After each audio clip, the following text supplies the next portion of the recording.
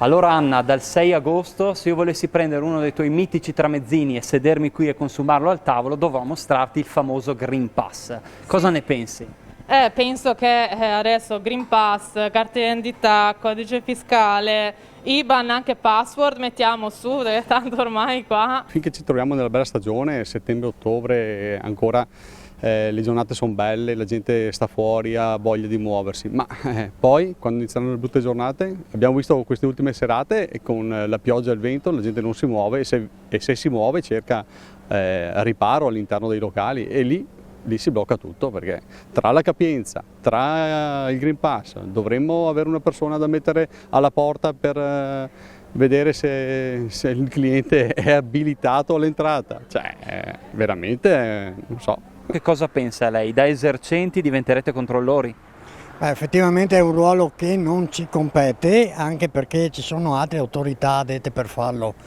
Come pubblici esercizi i ristoranti credo che abbiamo già dato in questo senso, quindi il Green Pass per noi non è un grande strumento, è valido per chi può controllare i propri clienti uno per uno e che sono, diciamo così, meno frequenti che al bar.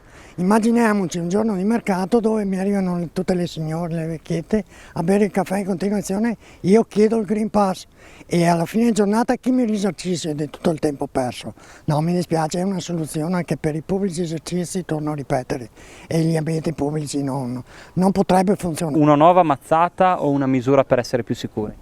No, io la intendo come nuova mazzata, nel senso che il rispetto della sanità non deve essere settoriale, se deve essere così deve essere per tutti, quindi deve essere allargato per i viaggi, aereo, treni, navi, deve essere per tutti e soprattutto non trovo giusto che il controllo di questo sia sulle spalle dell'esercente, perché se bisogna fare rispettare un decreto allora tu Stato devi avere gli organi per farlo rispettare.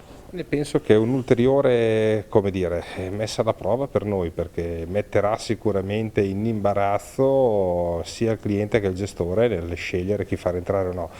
Detto questo, rispetto la libertà di chi ha paura di vaccinarsi, perché cosa vuoi, può succedere anche questo, però sicuramente metterà ulteriore difficoltà a noi gestori, che dovremo fare i tutori dell'ordine, cosa che in realtà dovrebbe appartenere ad altri, se non altro non essere multati noi, ma solamente gli avventori che sanno che ad ogni modo non possono entrare in certi posti, quindi non capisco perché dovremmo essere anche noi multati, tutto qua, insomma. Molto probabilmente con l'introduzione del Green Pass cambieranno soprattutto le regole per gli ingressi, quindi saranno disagiate le persone che devono entrare nell'esercizio.